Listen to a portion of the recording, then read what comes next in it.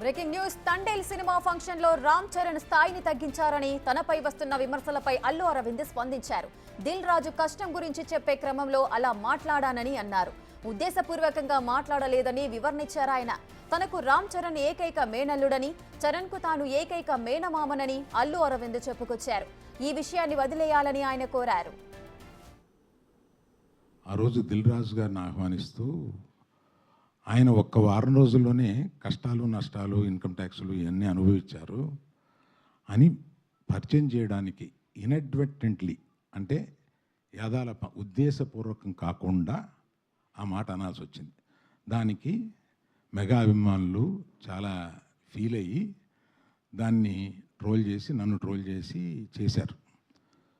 Feel అయిన అభిమానులకి నేను చెప్తున్నాను, ఉద్దేశపూర్వకంగా చేసింది కాదు. నేను చరణ్ నా కొడుకు లాంటాడు, అంటే నాకున్న ఏకైక మేనలుడు, అతనికి ఉన్న ఏకైక మేనమావని. అందుకని ఎమోషనల్గా చెప్తున్నాను, ప్లీజ్ లీవ్ అస్ బిహైండ్. చరణ్కి నాకు ఉండే ఒక రిలేషన్షిప్ ఇస్ ఎక్సలెంట్ రిలేషన్షిప్లో ఉంటాం మేము. అందుకని please let us leave it alone. అది కేవలం పొరపాటున నేను దిల్ రాజు లైఫ్ చెప్పడానికి అది వాడాను, వాడి ఉండకూడదని అనిపించిన తర్వాత నాకు